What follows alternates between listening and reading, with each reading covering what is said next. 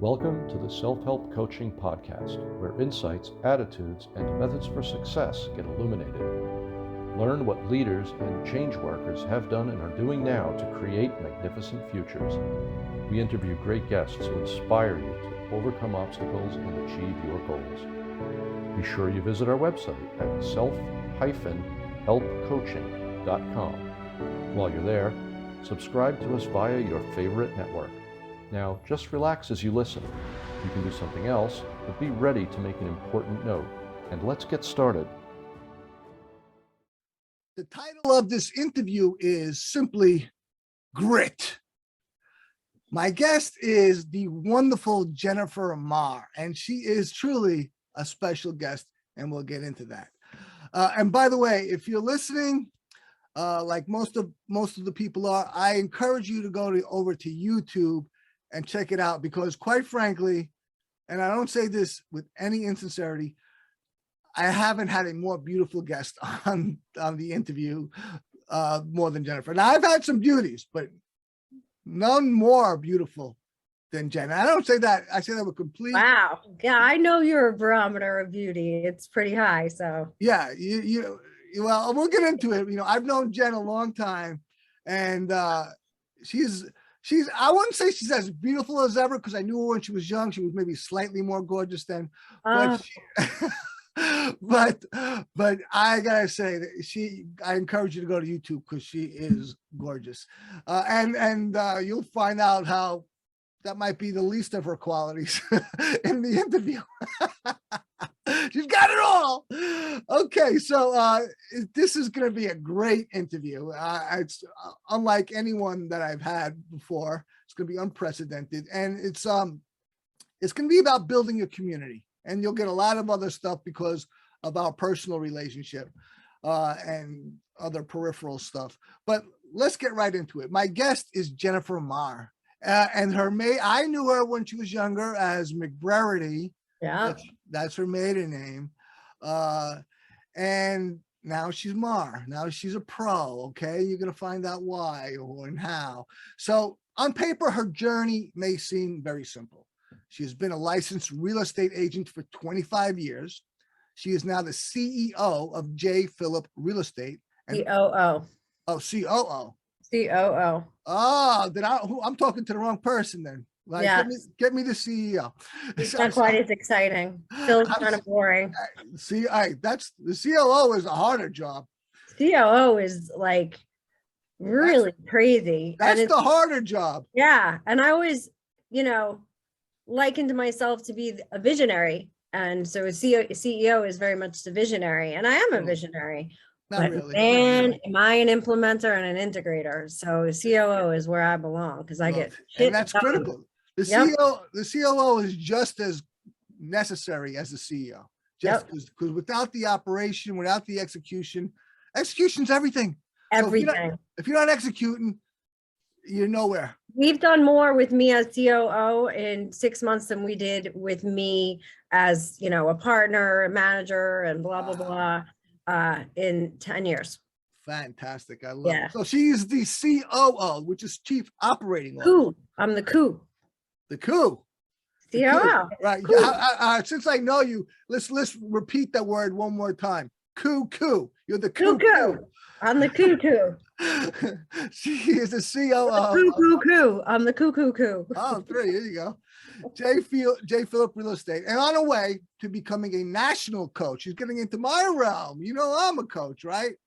But actually, I don't even do coaching anymore, because I am focused on being a CEO, an entrepreneur. I don't call myself a CEO. I'm executive director of the company.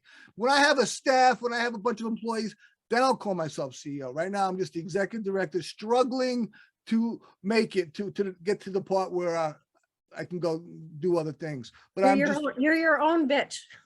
Exactly. I wear coffee. Okay. Exactly. I wear a dozen hats. Yep. My partner wears a dozen hats. I have staff. I have a podcast manager. Yep. I got a social media manager. We have a tech company working for us. Guess what? I'm my own bitch. That's what I am. I'm still my own bitch too. We have a staff of 8. Very good. And and let me just get started. Otherwise we never will. You and I have so much in common and such a history that we can just shoot off on tangents at any moment. So she's actually an ordained Buddhist priest. Yeah, because they kicked her out of the Catholic Church. She had to go somewhere. Do you know I was an altar boy? They kicked me off the altar boys for drinking the sacristy wine. Did you know that? Well, let's not get bogged down in that. She's ordained Buddhist priest, and she applies Buddhist philosophy to her career. And hold on a second before I continue. Do you know I'm more into Zen than I've ever been before, and I have a protege, and we study and practice Zen. Right now, we're studying Stoicism, which is from actually more specifically Marcus Aurelius. His work, The Meditations, written 1800 years ago, but it's a lot of similarities with Zen and Buddhism. And it's just these ancient people, they really knew what they were talking about. Taoism too is a lot of amazing philosophies that apply, and athletes really apply a lot of Taoism. So it can be applicable in just about everywhere. It's just about, the inside out and getting centered. Intrinsic versus extrinsic. You can see before the interview, Jen used the word extrinsic. Now I'm very familiar with the word intrinsic. I throw it around like it's nickels. But she dropped extrinsic on me. I was like, what? You were making that up? But no, she wasn't. I had to make sure, because I sometimes I know more words than I actually know. Or mix up a lot of stuff. Mix up a lot. So she applies her Buddhist philosophy to her career, relationships, and life in general, as we just alluded to. She is a true believer that there are no skeletons in your closet. That is great, because there's going to be a lot of skeletons in this conversation. I say that quasi tongue in cheek. And these skeletons, they literally surround you like a cloak. So until you let them go, life will weigh you down. That is well put. I like that very much, Jen. That's great stuff. Well, welcome, Jen. Thank you. By the way, for those listening or watching, I can call her Jen. You can't. You call her Jennifer or Mrs. Maher.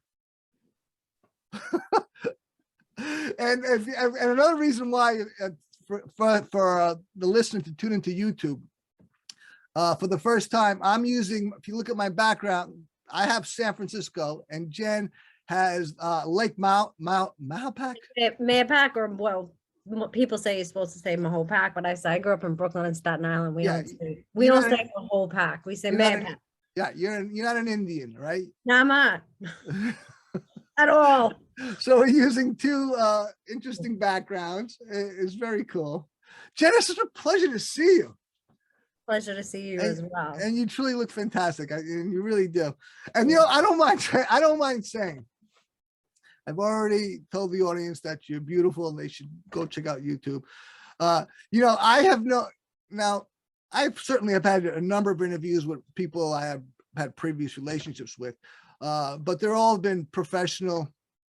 I have known Jen since I got out of the Army in 1987. My brother had become very good friends with her boyfriend, and Jen, and that's when I got introduced to both of them, and I became very good friends with both of them. And I have known Jen ever since then. We've always had a close relationship. In fact, I remember I had a whirlwind intense romance about 22 years ago. I know specifically because it was that definitive. And subsequently, soon thereafter, Jen and I were very close. We made a marriage pact. We said to each other, in 20 years, if we're not married, let's marry each other.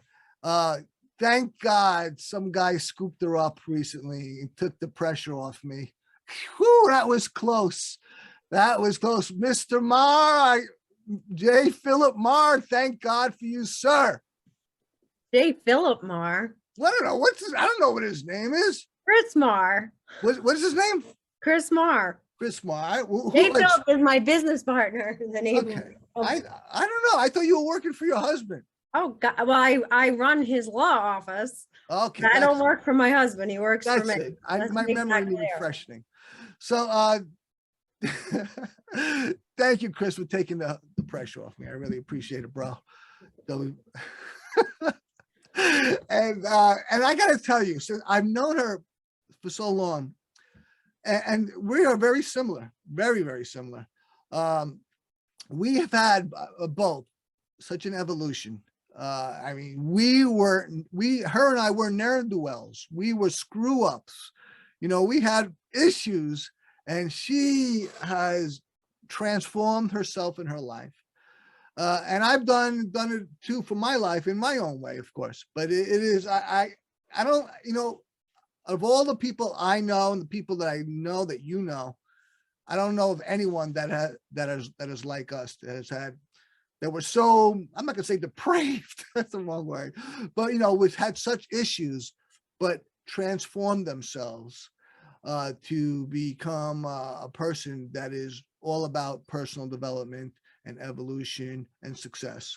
So Well, I just want to say that I think a lot for me is when I went into these like depraved states way back when, it was more because of like having an understanding without having an understanding, or really being able to comprehend. My instincts were that there was so much more than this, but I didn't know. Nobody ever told me like, you can be anything you want in the world. You know, you can impact people. You can, you know, you could go to college. I didn't even know you could go to college. You can do anything. And so like, I kind of went into the, and I feel like you were the same. And I feel like that's true of a lot of people with gifts and talent, which everybody has gifts and talent. But if you're put in a place in life where you don't really get to utilize them or understand them, I think the shadow takes over. And, so I don't know that I don't believe in transformation so much. I think it's more just, it's like a mirror, right? Like you can have a mirror that's been in storage for a really long time and it's just, you can't see anything. It's really dirty. And then you start to work on the mirror, but right. It's the same mirror. More of a revelation, more of a realization. Come to the surface. Right. Yeah. Like different things coming to the surface. We're all made of exactly the same stuff, good and bad equally. It's a matter of what's at the surface and what's the freshest and what's being taken care of and what's being cultivated and fed and nurtured. Absolutely. And, you know, as a Buddhist, I'll bet you'll agree with this because, you know, I meditate and I practice to some, whatever degree Zen. Consciousness is the thing that unifies us all. It's all exactly the same for every person. We wake, we're hungry, we're conscious, we go, we do, but we have different minds. But consciousness is exactly the same for all. You know, what's going on in my life, right? And that's subjective, but consciousness is the same for every person. So that's the thing that is the oneness, the fabric that connects us all. But hold on, but before I get into that, you said something that reminded me of something. I remember in 1995, yep, I put a gun to my head, and I was in a full-length mirror, totally naked, excuse the imagery. I was looking good back then, so you know, I was a young man then, so it's not so bad. Now, don't think of me now as an old man, 55 years old, ready to die. Then I was looking good and mentally ready to die. I put a gun to my head and I was crying.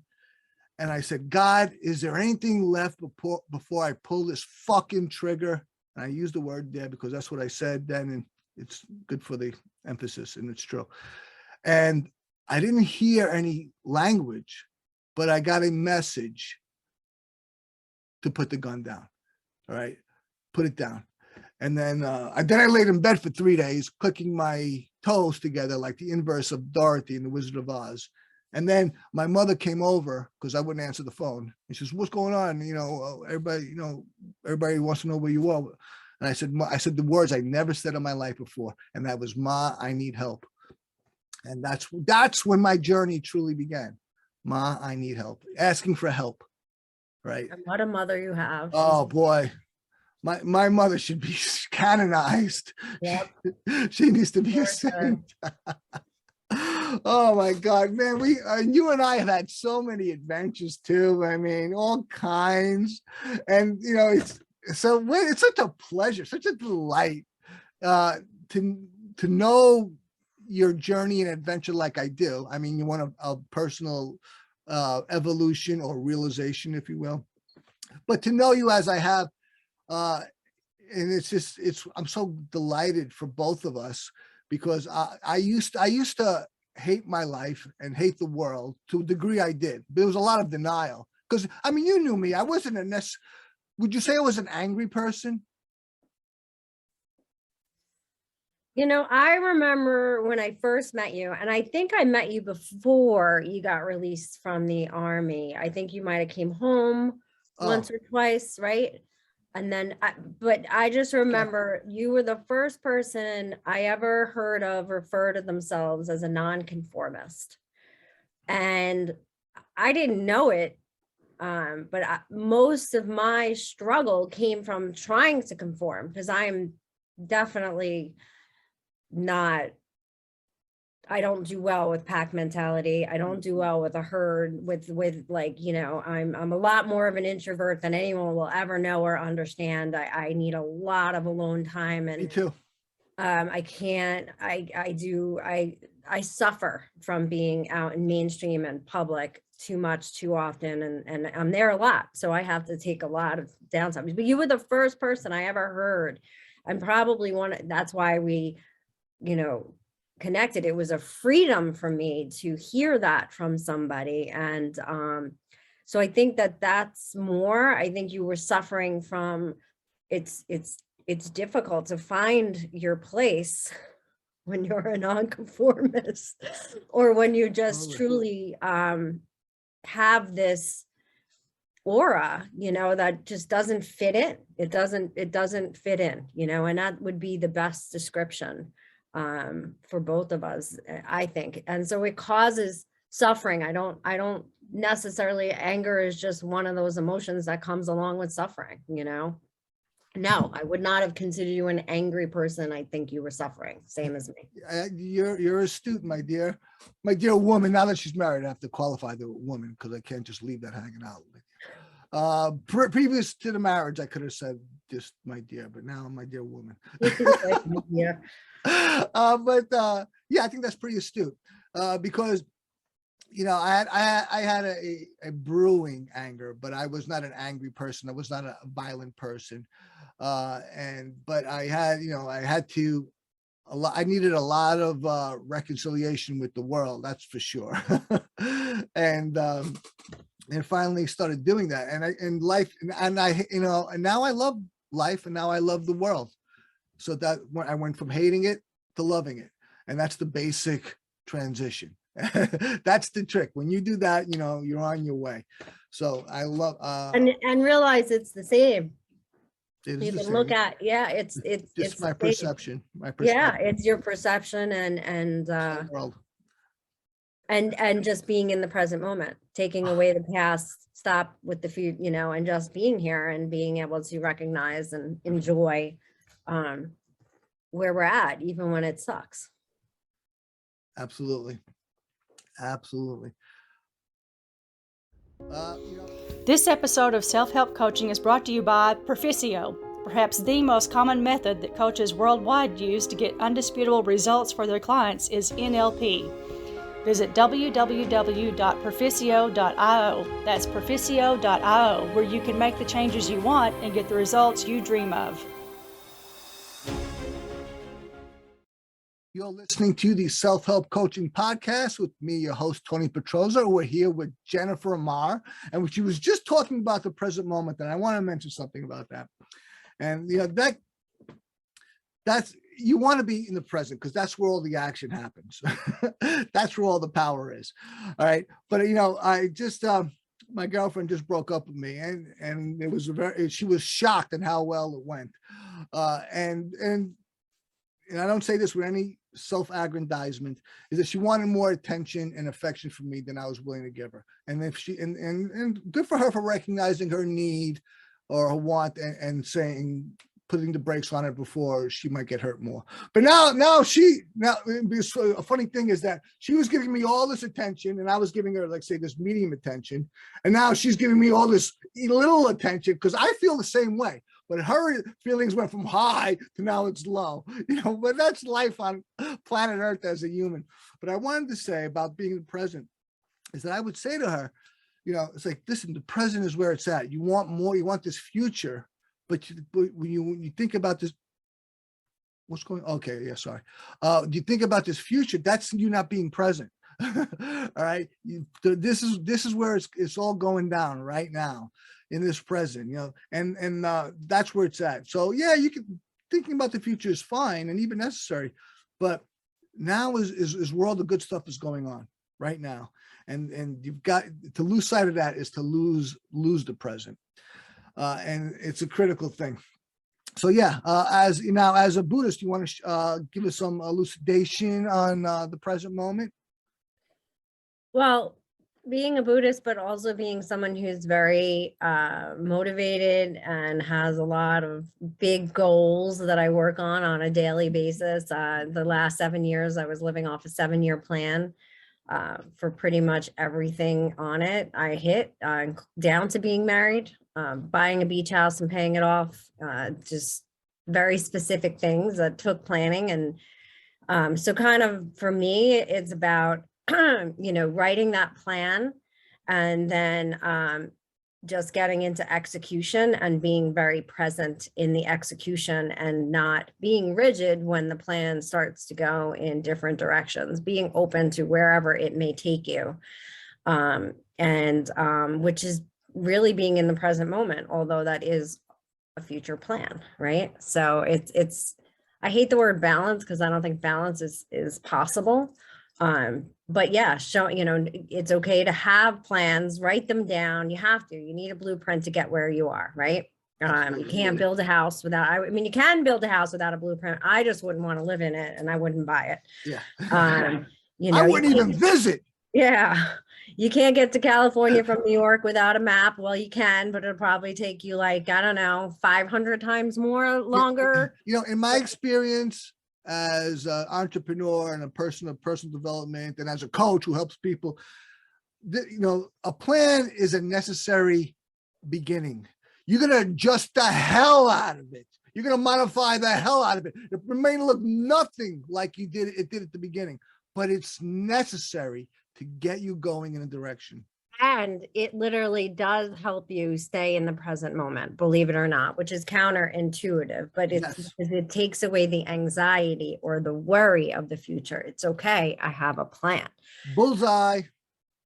Oftentimes, and we don't realize it, but sometimes the more structure, the more freedom.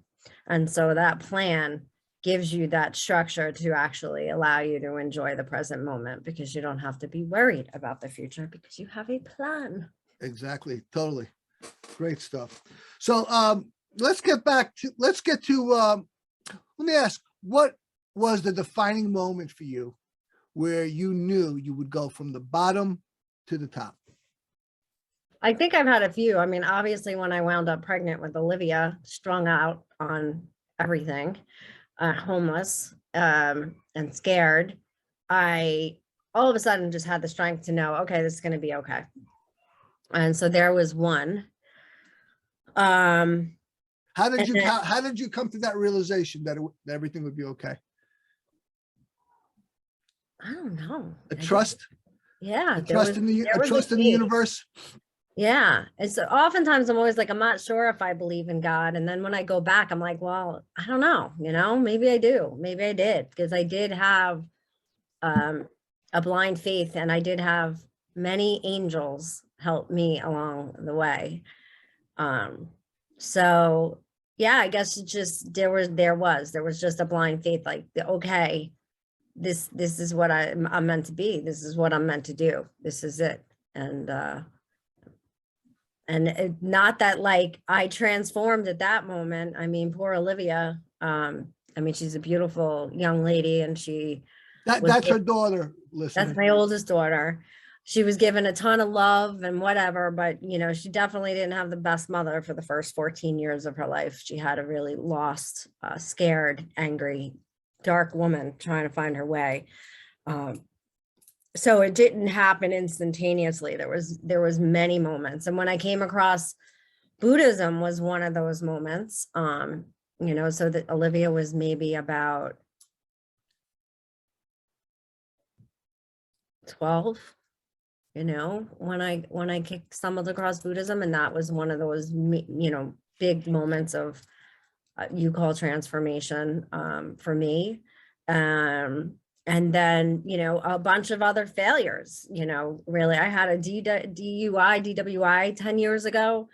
I've never had a drink and drove since that day, which, you know, in our personalities, if you don't quit something entirely, that's a freaking miracle. I don't know how I was able to, you know, keep that commitment while still drinking. That happened, you know, and then I remember, I think it was my 41st birthday, not my 39th of my 40th. I think it was my 41st birthday. We went out to dinner and I cried the entire time, you know, like the birthday dinner felt like an afterthought. Like, you know, my family didn't really put anything into it. Nobody at my office really put anything into it. And I just realized like I wasn't extraordinary, you know, anymore. And I always felt like I was an extraordinary person as a little girl. And I realized that I was living a very mediocre track, which was really unnatural for me. And I was making it natural. And that's kind of what I did when I got pregnant with Olivia. I tried to get on this like normal path. I became like Martha Stewart and like, you know, really be in a home, very domestic and like all these things trying to conform.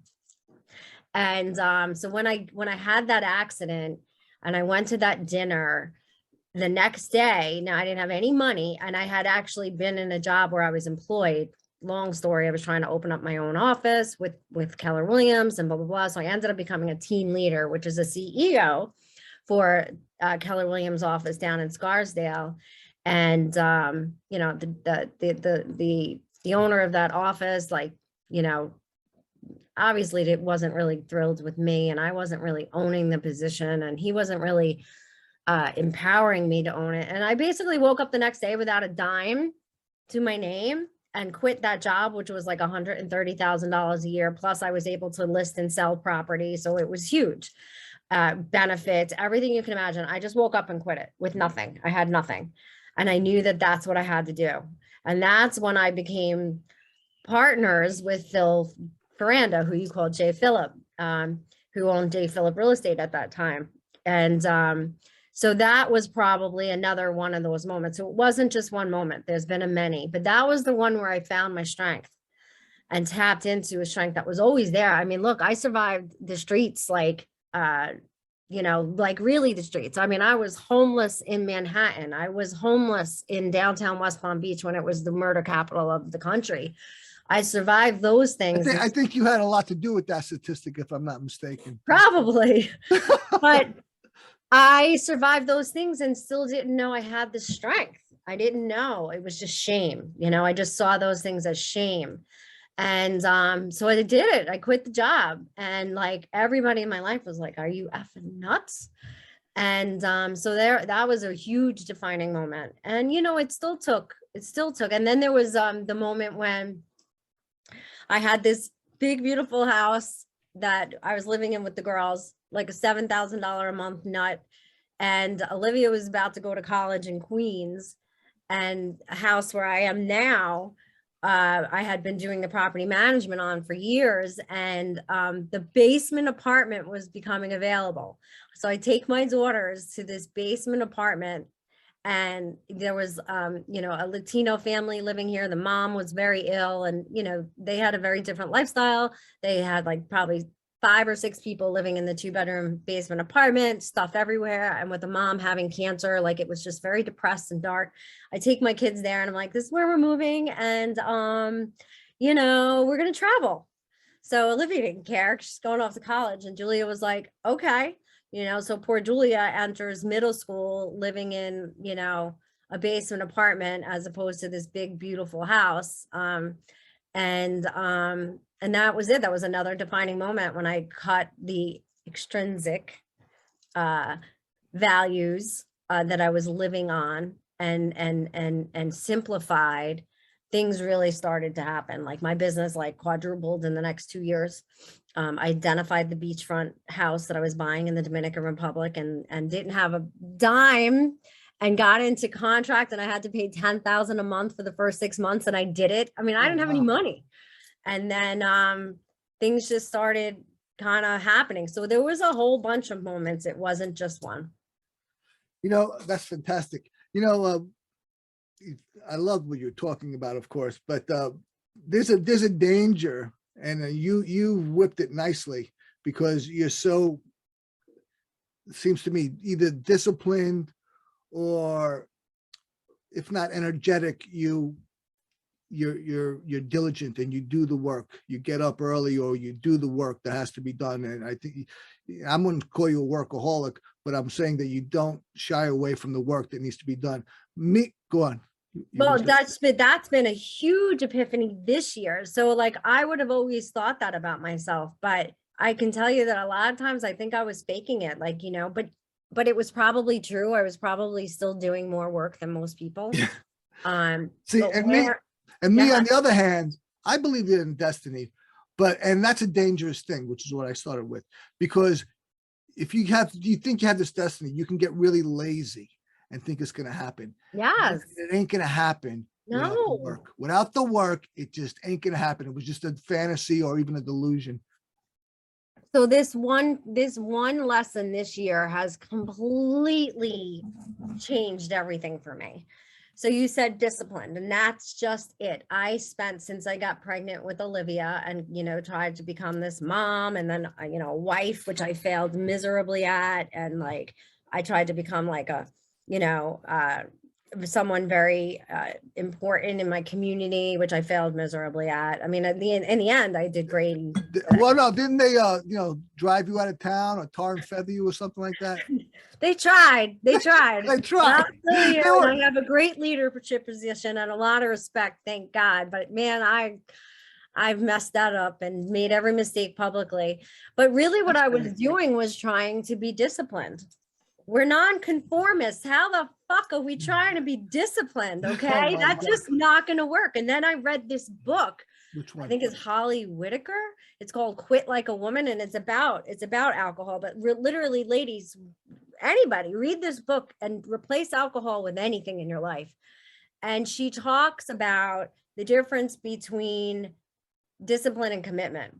So discipline is a track saying, if only you didn't do this, you'd be better. If only you did that, you'd be better. If you'd stop this, you'd be better, right? That's the soundtrack that discipline gives you, which doesn't do well for us, right? Yeah. Commitment is, if you deserve that. So if you do this, you can have that.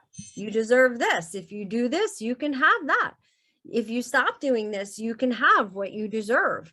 What you deserve is completely different conversation with yourself.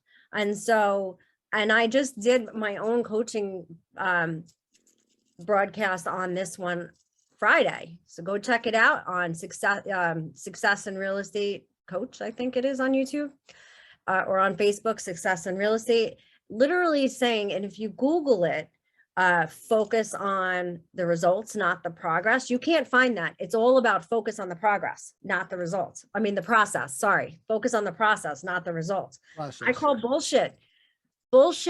Focus on the results. The process sucks. And anybody who like tells you it doesn't, it does. If you're focused on it, right? Just like going to the gym or eating healthy or any of those things to get to where you want to go. If you're focused on the fact that you have to go to the gym, if you're focused on the fact that I got to eat and drink green shit all day long and blah, blah, blah, like, no, I focus on the future, on what, and still be in the present moment, understanding, right? So focusing on those results that I deserve, like I deserve to be a hard body. I deserve, like I had a lie. I was telling myself the last 30 years, and it's okay because I was in survival mode. Like you're genetically just built that way. That's just genetically how you are. Because I didn't want to do that. I didn't want to focus on the process, and I didn't want to, focus on the results either, because I didn't know I deserved them. Right. And it's so the why is the biggest motivator. Yeah, but you have to get emotionally attached to it. You can't just like have this why. If you don't understand and know, like I can vision myself exactly what I look like, what I'm wearing. I know my future self. And I know who's around me. I know how it impacts my children. I know how it impacts my grandchildren. And it's really powerful. But I never focus on the process. And but that doesn't, I mean, I literally, today is Sunday, I'll spend 3 hours today planning my week and make sure I'm prepared for the week. So that is right. That's what, but the coaches, the gurus are missing that link of understanding that you have to first know that you deserve the results that you're looking for. And then you have to really be attached to them emotionally and understand. And then I have mantras like if what I'm doing right now. So you're either, there's a great, I don't know who founded it. Lots of people take credit for it. I don't know who actually came up with you're either ripe and rotting or green and growing, but it's completely true. There is no staying still. That is an illusion. It's not physically possible. You're going one direction or the other. So at any given moment, am I going in the direction I want to go to, or am I going backwards? Am I going forward? Or am I going backwards? Absolutely. Is what I'm doing right now taking me towards my goals or away from them? Because there is no mediocre. Totally. And, and as for deserving, that's a critical thing because, I'm a recovered addict, alcoholic, doesn't matter, been sober a long time. The critical thing to get over was deserving a good life. That was the critical thing. And that's the critical thing that I found for all alcoholics and all addicts. If they don't come to a point where they feel or believe that they deserve better, they never will get better. Now that's what a pathology of addiction. Now let's talk about just a normal person and success. But I don't Same think friggin' thing. Same. I was going to say it's not just for addiction because I said that. Exactly. That is human nature. I mean, people wake up at my age, so I'm grateful for my past because I know exactly where I am and what I'm doing and why I'm with the person I'm with and why, people wake up our age and like, who the fuck is this in bed with me? How did this happen? That's my point. Who are these kids? I don't even like these kids. So addicts needed to get clean, but normal people, or if you're already clean, now you need it to have the life that you want. You have to believe that you deserve it, and it has to be emotional. Otherwise, you're just going to phone it in, and you're going to wake up like, where is this? So that brings me back to. Hold on, before you get going, let's stop. Hold that thought because we got to take a commercial break. Okay. You and I are going on. You and I go, and let's take a commercial break, and we'll be right back with Jennifer Maher. This episode of Self-Help Coaching is brought to you by Proficio. The pandemic has painfully shown how we must have money put away. Not just for a rainy day, but for a whole bunch of them. You must accrue wealth to really be okay. Visit www.perficio.io. That's PERFICIO.io, where you can truly learn financial principles like never before so that you can have the future you really want and need. You're listening to the Self-Help Coaching Podcast with me, your host, Tony Petrozza. We're talking with Jennifer Maher, having an outstanding conversation, very organic. I had to put the brakes on it, otherwise you wouldn't stop. Where were we, Jen? I stopped you in mid-sentence. Yes. So one of the reasons that for me, and I have a feeling it's very similar for you, why I stooped or went so low was because I didn't know how to get what I deserved. So I kind of felt like, well, then fuck it, Yeah. I might as well be sitting on a milk crate in Washington Heights, drinking Heineken and getting high on a Wednesday afternoon while the rest of the world is being functional, because I really was not attracted to what the rest of the world was doing. Mediocrity is not a thing I've ever been okay with. Right. So I made that mistake when trying to get into recovery, and why the rooms were not okay for me for many reasons. The social aspect of when she says the rooms, people, she's talking about the 12-step programs was just not for me. Although my husband's been sober 37 years, and the rooms was for him as it is for you. So find your path. But it was for me. Yeah. So it wasn't for me. Okay. They ate me alive. It's a very difficult place for a young woman. I'll tell you that right Oh, now. yeah, The women, the men all wanted to screw me, and the women were just catty, nasty, jealous, hateful people, not trusting me for where I came from, instead of loving me and taking care of me and letting me know everything was going to be okay and safe. That didn't happen at all. So, but also, a lot of what was happening in the rooms was discipline and mediocrity, like just fall in line, right? And it's just not in my DNA. It's just not. And so I'm surprised and amazed that it worked for you. So that's great, but it did not for me. And so those bottoms were kind of forced bottoms by me, because I didn't know the other direction that I could go in. I only saw like, be like everybody else, or be that way. And, there was some good times in that way, believe it or not. And some of the best lessons for who I am today, and some of the best opportunities for me to help people. I have an emotional intelligence. And, I stopped going to school in 8th grade. I went to college very briefly, 2 times. This most recent, I was like, why the hell am I in college?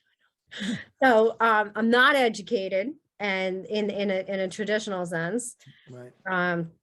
but I have a very high emotional intelligence, and it's Well, all that is, experience, what was that last thing? because of my experiences. Emotional intelligence, I regard, and many other people do as well, the most important intelligence. It is there are different kinds of intelligences. That is the most important intelligence you can have. Well, especially now post-pandemic, like if you don't have it, you're screwed. Whenever, because Yeah. we are emotional creatures. And if you're But not you can't managing your, survive now without it, where I think the whole world was just ignoring, just so, if you're not managing your emotions, your emotions are managing you. You must be managing your emotions. Otherwise, but look at the world. Nobody's managing. They're all losing it. I mean, really just abusing each other. oh my God. And the world has become more illogical than ever. It's just really total emotional mismanagement, unmanagement, Yeah. chaos. And it's like, once I got to the place where I understood that 2 people can have completely opposing opinions, and I'll put it this way, with the Republican and Democratic Party completely opposing and both be right. Yeah, right. It's totally possible to be completely right, because it's all subject to perception. It's all, you get it, Yes. So if we don't all start looking for the commonality instead of focus so much on the opposition, We're in trouble. we're in big trouble, because there's a lot. I read a book, and you should read this book. You would love it. Everybody should read this book. It was written by Thich Nhat Hanh, who just passed. Yes. I think it was Thich Nhat Hanh. It might have been Dalai Lama, but I think it was Thich Nhat Hanh. And it's a comparison between Jesus and Buddha. Yeah. And it's really a parable for how to do that in life and look for the similarities. And then once I realized that, because if I came to Buddhism through the traditional door, which is, prostrations, and is it prostrations? Yeah, not prostations. Prostrations, Buddha beads, same thing as Catholicism, right? The same thing as rosary and all the things I judged because I was so anti-Catholicism. Buddhism has all the same things. I just was introduced to it different, so my perception was different. So if so there, it's exactly what I'm saying. You could look at it one way and say, nope, I'm dismissing that because I don't believe in these ritualistic things and blind faith and worshiping things. But meanwhile, the message is really the same. It's compassion, it's love, it's transparency, it's honesty. They're all the same. All religions are the same, but yet they're all at war, as if they're all in opposition when they're not. They're the same. They have the same beliefs at heart. Totally. We have to look for the commonality in order for us to unify. And unification is where it's at. That's where power is. That's where coexistence is, where everyone benefits. Yeah. So, but of course, political parties, they're in the business of opposition. And so we have a great conundrum in our society. We do. And it's not just our society. It's it's in the whole world is in opposition right now. I Yeah. mean, we're just like, you know, the black elephant. We're not the white elephant anymore. Yeah. We're just obvious, you know.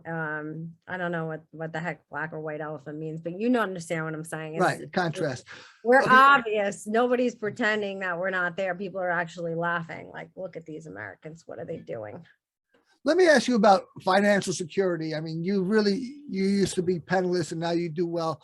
And how much of what was the necessary changes that you had to make in order to, you know, start being successful financially and to, you know, in the financial area?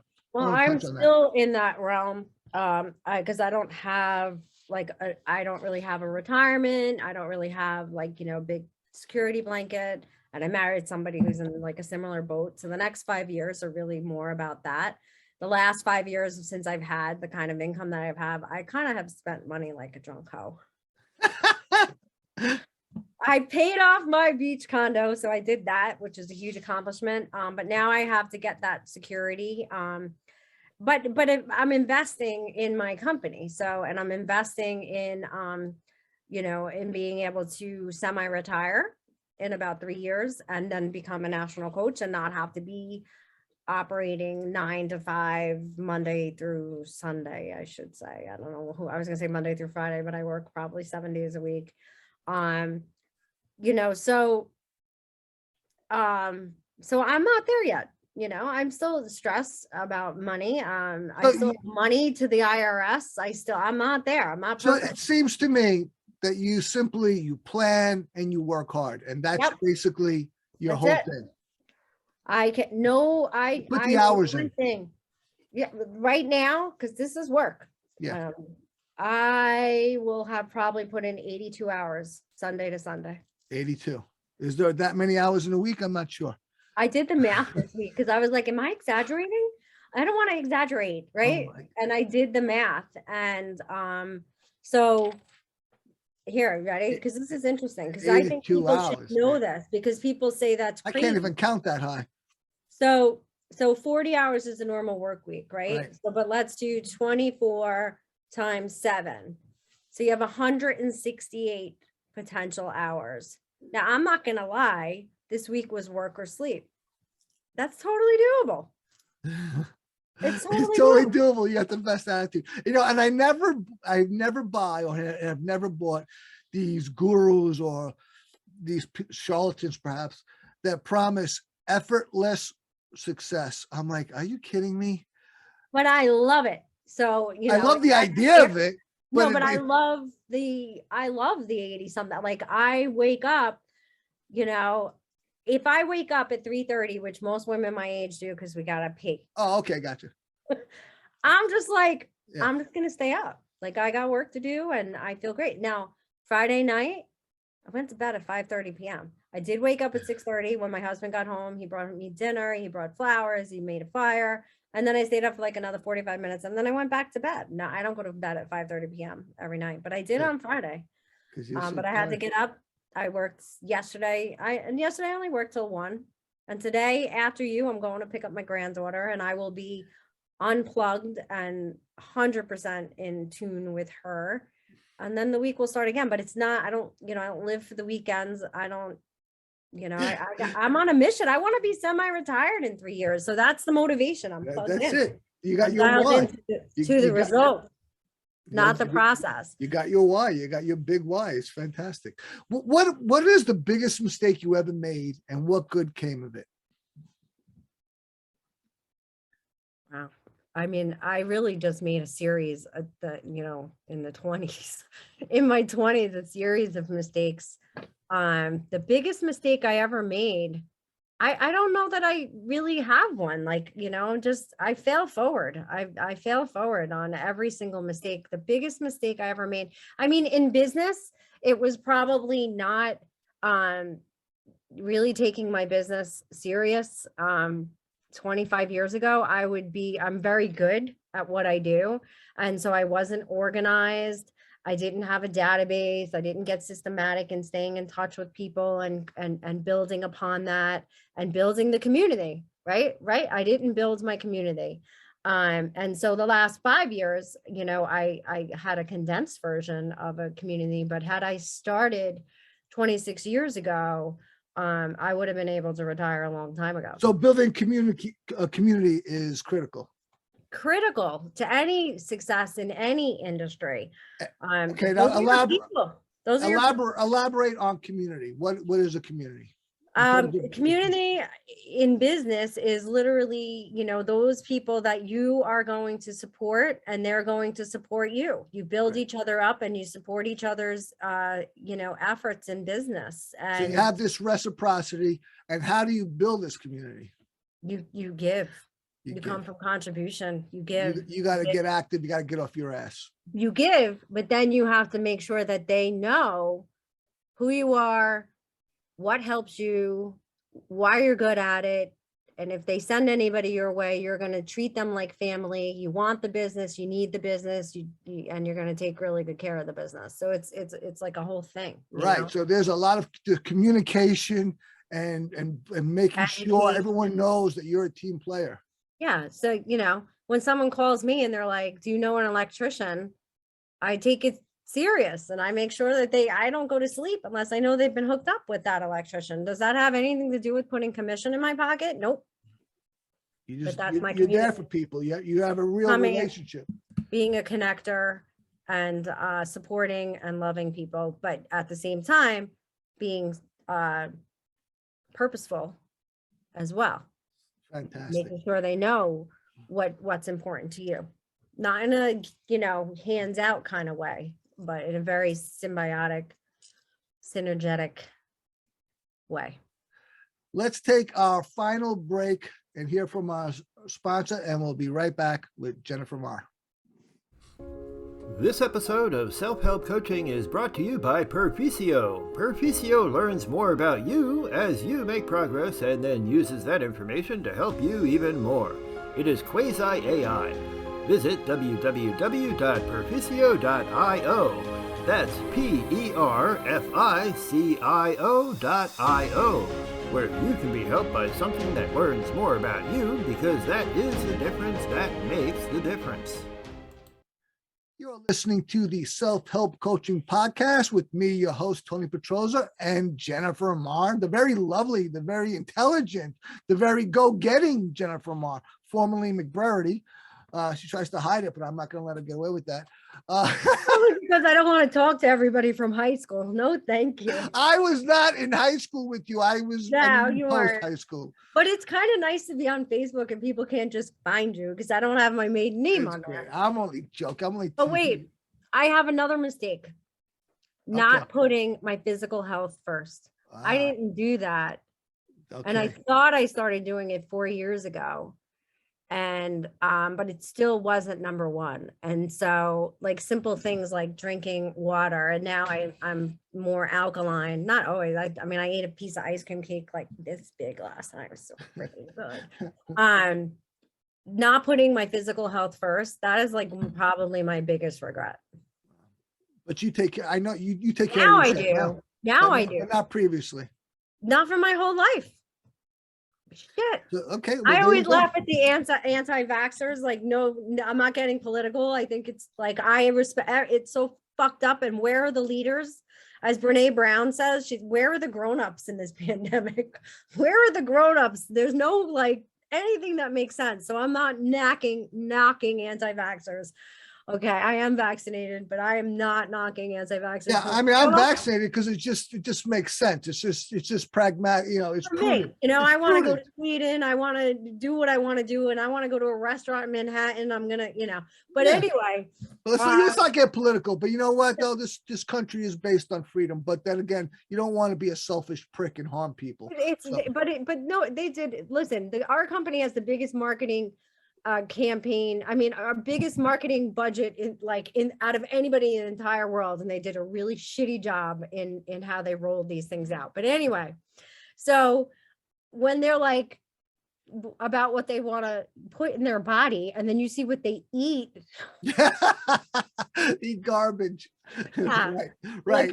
you know. So anyway, that's a regret. So anybody out there, like, I promise you, you make that one single change Taking and care of your everything body. changes. Everything else changes around you. Definitely. You're so right. Now, let's get into Buddhism a bit. You know, I recall, I don't know, one time when I visited you, like maybe 20 years ago, whatever, you were telling me about you were teaching prisoners Buddhism. Is that? Yeah, so I was involved with a prison program, and I actually had a big conflict with the people that ran it because I wanted to give my home address, and I did. I insisted on it. And they said, you know, they felt that was dangerous. And I'm like, well, first of all, I don't think anybody's going to break out of prison and like come murder me because I gave them love and I tell you, if I knew your home address, I would murder you.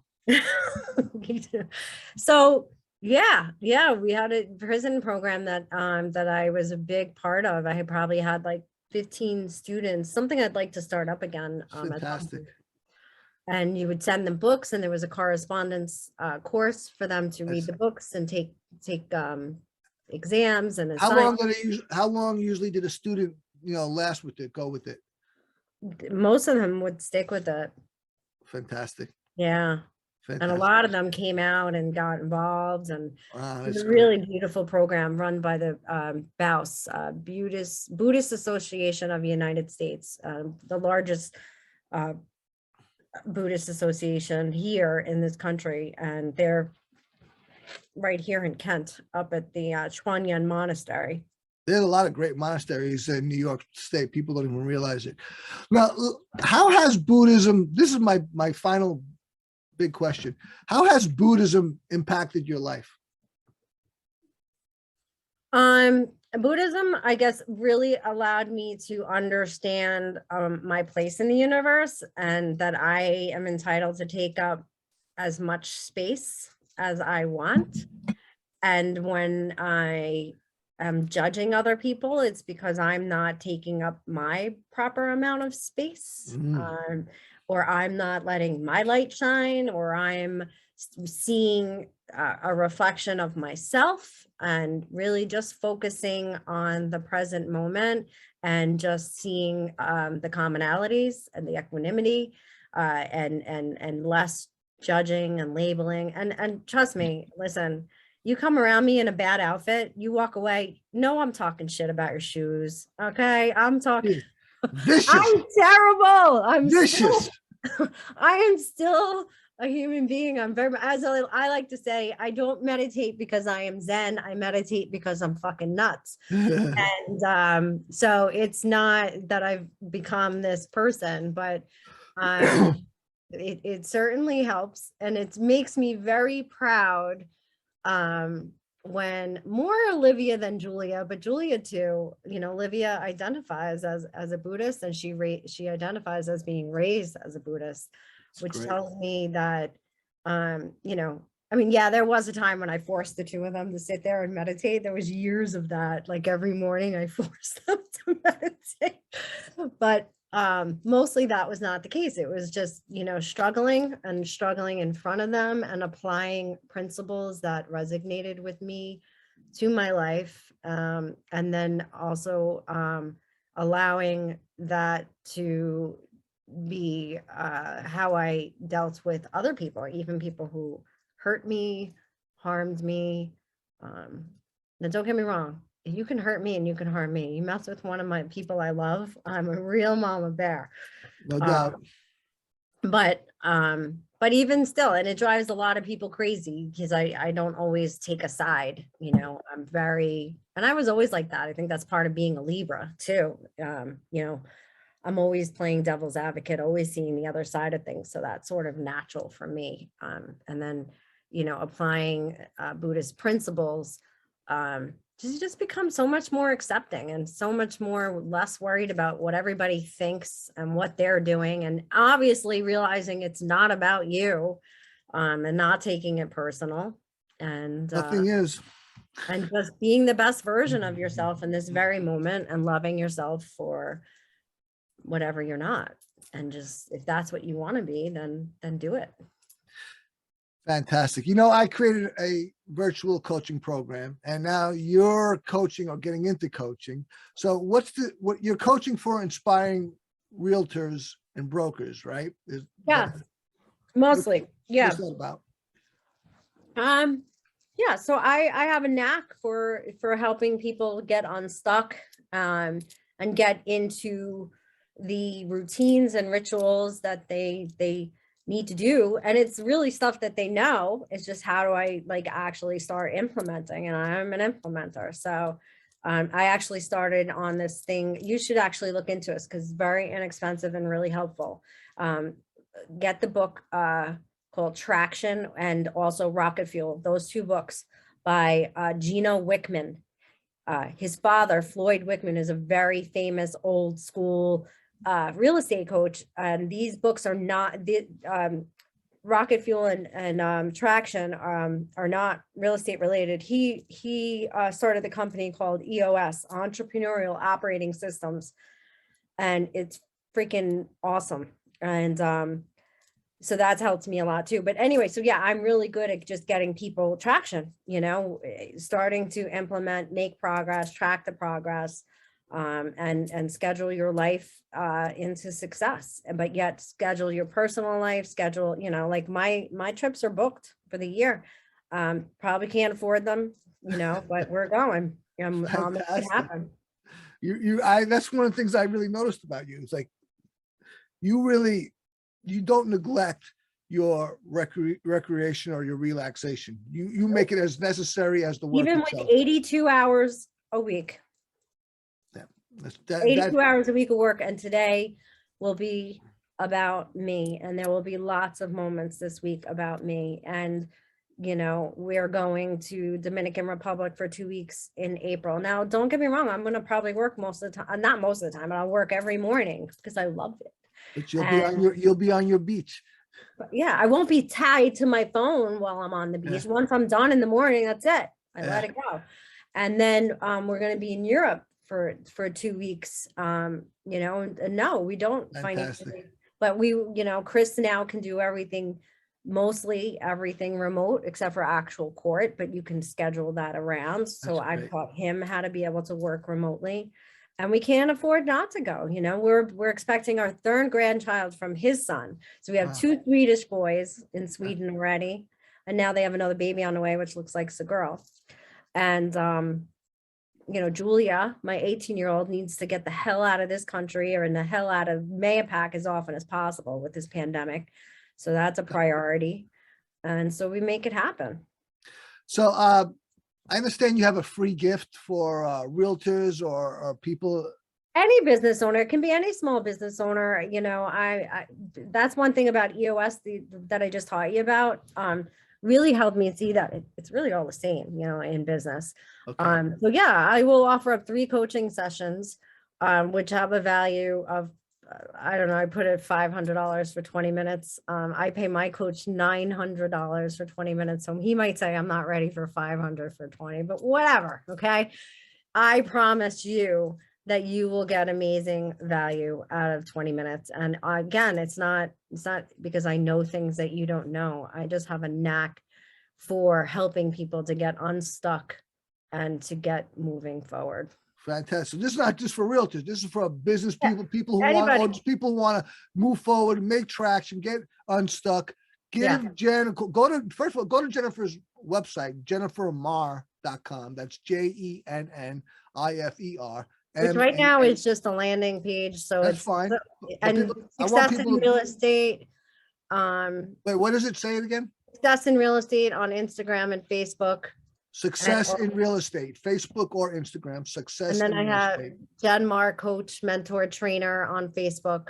Those are kind of the spots, or just find me personally too. I'm sort of the same person personally and professionally. Jennifer Maher, connect with me on Facebook or Instagram. I think I'm Jen Maher because you don't know. I told you earlier. Okay, but we don't want to confuse the audience. So I'm very public. You'll be able to find me on any of those platforms. Or you can go to, did you have an email? You circling a face for those listeners. I got a very memorable face. My direct email is Jennifer, JENNIFER, @jphillip JPHILIP.net. Okay, so they can don't bother going to jennifermaher.com. Find her Well, on you can. social You'll media. find me there. All right, find her there. I just don't want them to be unimpressed because we're switching websites again. So All right, very good. So so it's at Success in Real Estate. That's in all your social media. All right, use that. Jen, you have been a most wonderful guest. It's been such a pleasure and delight to visit with you, see you again. I love you. You're the best. love you. Yeah. Do you have any parting remarks for our audience? I would say, take each moment to figure out where you want to be. If you're unhappy, if you're living with anxiety and depression, just know that that is an option. It really is a choice. My daughters get mad at me sometimes, like as if I don't know and I don't remember, because they were struggling a lot in this year. But it truly is a choice, and a choice that you can make in every single moment. And then it gets easier and easier. So put something in place, something positive, whatever that is for you. Stop binge watching bullshit. Fantastic. And get outside, get a dog and walk it, whatever you got to do. Just make it happen. It doesn't mean you can't, because I love Yellowstone and I've binge watched every minute of it. And now they have the prequel. So it's not about that. And it's also not about judgment. It's just about making sure you have things in place that nurture your soul, nurture your mind, and nurture your body. I thought you were talking about the actual park, Yellowstone. You were talking about a TV show. You got to watch the show. That show. Great stuff. Great stuff. Jen, you're awesome. I really appreciate it. Thank you, everyone, for being here. And remember, every one of us is responsible for ourselves, and we can all use a little help. With that, thanks, and we'll see you next time. Jen, you're the best. Thank you for tuning in to the Self-Help Coaching Podcast, where insights, attitudes, and methods for success get illuminated. Learn what leaders and change workers have done and are doing now to create magnificent futures. Remember to visit our website at self-helpcoaching.com and enjoy even more great episodes like this one. Again, while you're here, subscribe to us via your favorite network. We look forward to seeing you next time on the Self-Help Coaching Podcast.